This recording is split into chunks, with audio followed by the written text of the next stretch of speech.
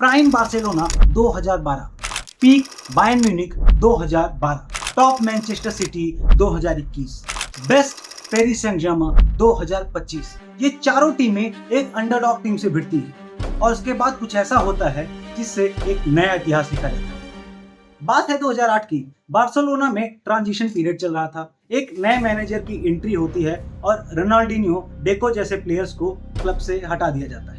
Messi को Jersey number 10 दिया जाता है, जेरार्ड पीके, डैनी एल्वेस जैसे प्लेयर्स को लाया जाता है और एक ऐसी टीम फॉर्म होती है जो दुनिया की सबसे बेस्ट क्लब टीम थी, प्राइम बार्सिलोना फॉर्म की जाती है, जो मैनचेस्टर यूनाइटेड को रोम के फाइनल में हराती है, फिर मैनचेस्टर यूनाइटेड को वेम्बले के फाइनल में भी हराती है, जहां पे मेसी लगातार 4 बार बैलन डी और भी जीतती है। ऐसी प्राइम बार्सिलोना का सामना हुआ था 2012 में चेल्सी से।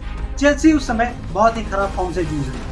उनके मैनेजर को सैक किया गया था, एक केयर टेकर मैनेजर उस समय टीम को संभाल रहा था। उनके फॉरवर्ड्स स्कोर नहीं कर रहे थे। उनके टॉप गोल स्कोरर थे फ्रैंक लैम्पार्ड, जो कि एक मिडफील्डर थे। उस समय प्राइम बार्सिलोना जाती है वेस्ट लंदन के स्टैमफोर्ड ब्रिज स्टेडियम में। इस मैच में बार्सिलोना की डोमिनेंस साफ साफ नजर आ रही थी, जहां एक तरफ वो एक के बाद एक अटैक किए जा रहे थे, वहीं चेल्सी अपने ही होम ग्राउंड पर एक अंडरडॉग की तरह खेल रही थी। लेकिन पहला हाफ खत्म होने के पहले चेल्सी की तरफ से एक रेयर अटैक में ड्रोग्बा स्कोर कर देते हैं और स्कोर हो जाता है 1-0 टू चेल्सी। सेकेंड हाफ में चेल्सी का सिर्फ एक काम था, अपने एक गोल की लीड को बचा कर रखना। बार्सिलोना एक के बाद एक 19 अटैक्स करती है,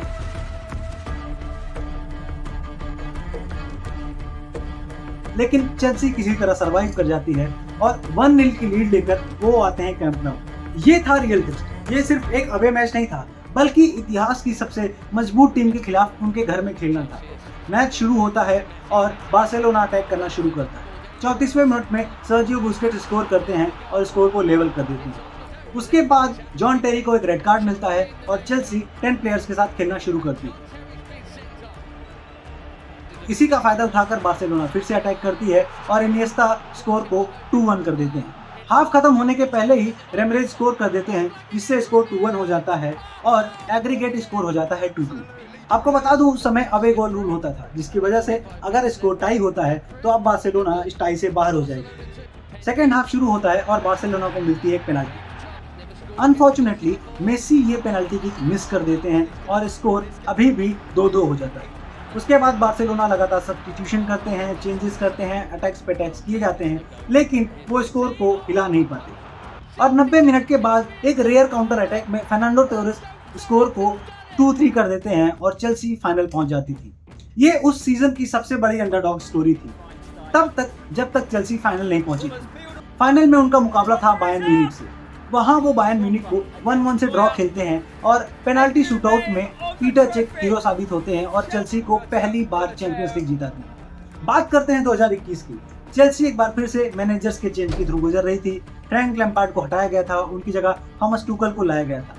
थॉमस टुकल के आने के बाद टीम बहुत अच्छा परफॉर्म तो कर रही थी, लेकिन फाइनल में हैवी वेट थे मैनचेस्टर सिटी। लेकिन हैवी वेट्स को 1-0 से हराकर चेल्सी दोबारा चैंपियंस लीग जीत लेती है। अब बात करते हैं इस साल के क्लब वर्ल्ड कप फाइनल की। इस फाइनल में Paris Saint Germain clear favourite नजर आ रही थी। उन्होंने रियल मैड्रिड को सेमीफाइनल में 4-0 से हराया था। उसके पहले क्वार्टर फाइनल में उन्होंने बायर्न म्यूनिख को 2-0 से हराया था। ग्रुप स्टेजेस में उन्होंने एटलेटिको मैड्रिड को 4-0 से हराया था। उसके पहले चैंपियंस लीग फाइनल में उन्होंने इतिहास की सबसे बड़ी जीत दर्ज की थी और इंटर मिलान को 5-0 से हराया था। उसके पहले लिवरपूल, एस्टन विला, आर्सेनल जैसी तमाम बड़ी टीम्स को हराकर उन्होंने यूरोप में अपना दबदबा कायम किया था। फाइनल में उनका मुकाबला था चेल्सी से, जो कि उनके सामने एक अंडरडॉग थी और लोग कह रहे थे कि चेल्सी एक इजी रूट के थ्रू फाइनल में पहुंची। फाइनल शुरू